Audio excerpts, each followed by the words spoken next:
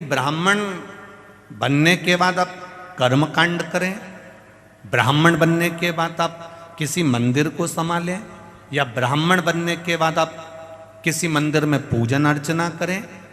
ब्राह्मण बनने के बाद में ये जरूरी है कि हम बन सके उतना किसी ना किसी को अच्छा फल प्रदान करें, भगवत भजन प्रदान करें, राम नाम, कृष्ण नाम, शिव नाम प्रदान करें।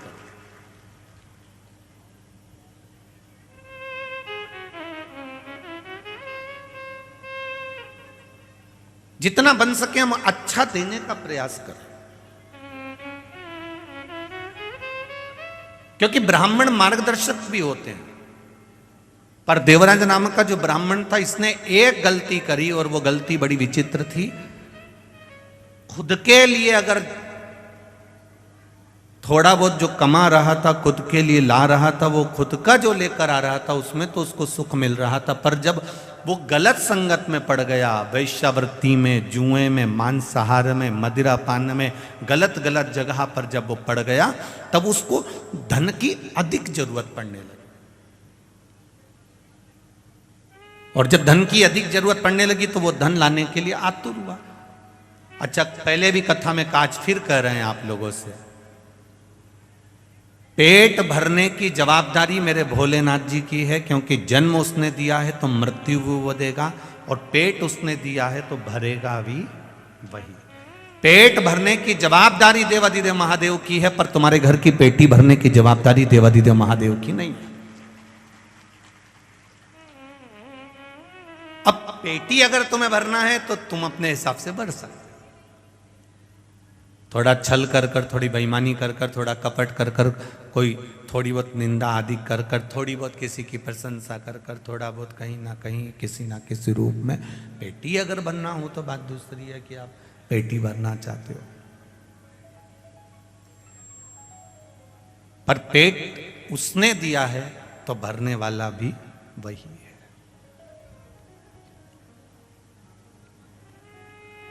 देवराज स्वयं जब तक कमाता था खुद के लिए कमाता था और ईमानदारी से कमाता था, पर जब वेश्यावृत्ति में पड़ने लगा, गलत काम में पड़ने लगा, तो उसको धन की दुगनी जरूरत पड़ने लगी। और धन की जब उसको दुगनी जरूरत पड़ी तब उसने चोरी करना प्रारंभ करा।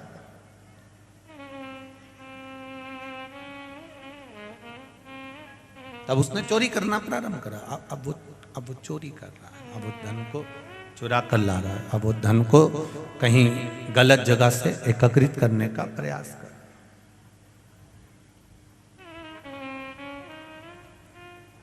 शिव महापुराण की बात कथा एक बात और कहती है,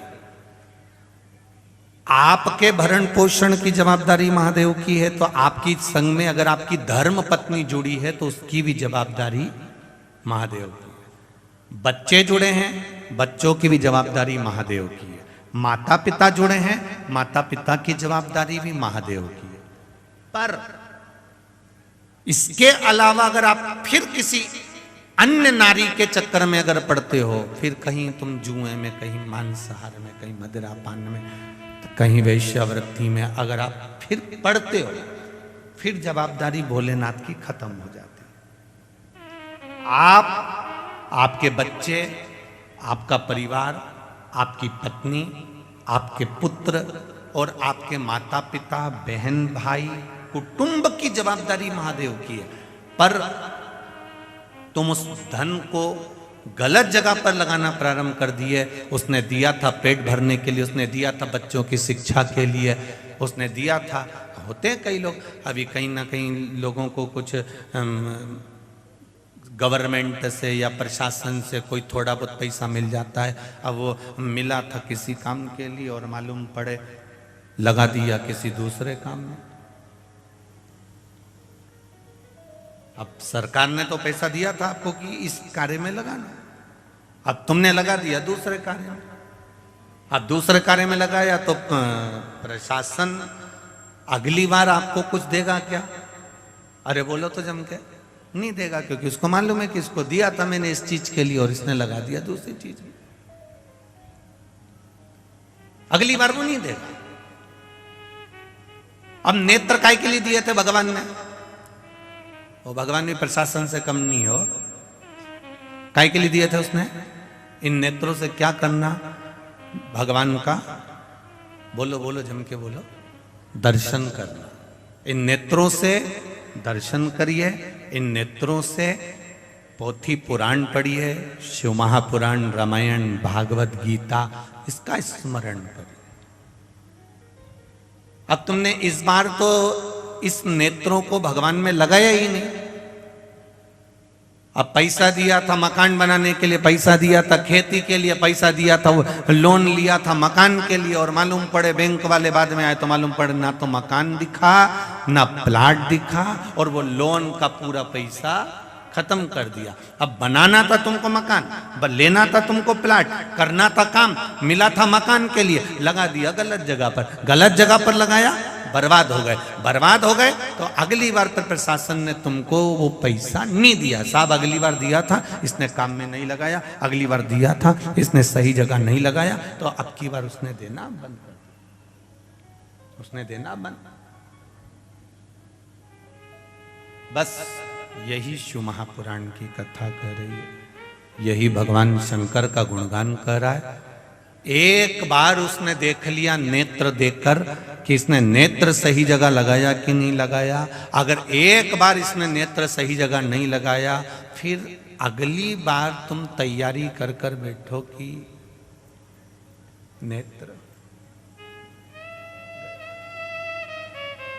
श्रवण दिया था कथा सुनने के लिए, एक बार दिया और सही नहीं गया। ये हाथ दिए थे भगवान की भक्ति करने के लिए, सेवा करने के लिए। कोई बुजुर्ग है, कोई गरीब है, कोई किसी रूप में तकलीफ में है, कहीं भजन हो रहा हो तो इससे सेवा करना, पर हाथ भी सेवा में नहीं लगे तो वो भी चले गए। पांव दिए थे भगवत भजन के लिए। हमारे मालवा के संत श्री नागर जी महाराज बड़ा सुंदर कहते हैं, हाथ दिए रे तूने दाता बन के, कभी नहीं दान कियो, दयालु मैंने अवगुण बहुत कियो। पाँव दिए रे तूने दाता बन के, कभी नहीं तीरथ कियो, दयालु मैंने अवगुण बहुत कियो। नेत्र दिए रे तूने दाता बन के, कभी नहीं दर्श कियो, दयालु मैंने अवगुण बहुत कियो। फिर संसार सागर में आने के बाद मैंने करा क्या? जब इतना सुंदर शरीर दिया और शरीर का मैंने सदुपयोग नहीं करा, फिर संसार सागर में आकर मैंने किया क्या?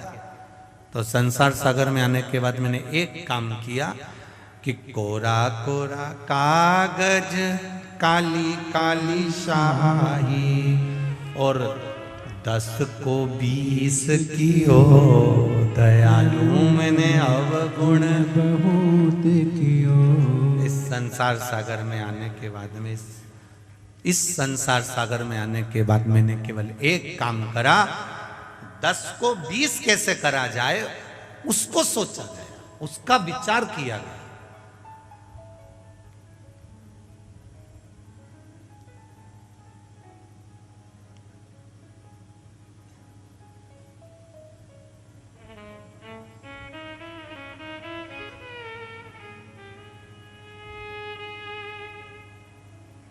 ब्लड की जांच कराने पर मालूम पड़ जाता है कि बीमारी कौन सी है।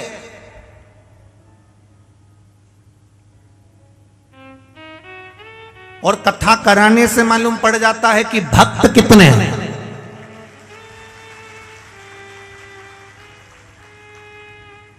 ब्लड की जांच कराने से बीमारी का पता चल जाता है, और शिव महापुराण की कथा करवाने से, राम कथा, कृष्ण कथा, भगवान की अविरल भक्ति की कथा कराने से यह पता चल जाता है कि इसके हृदय में भाव कितना है।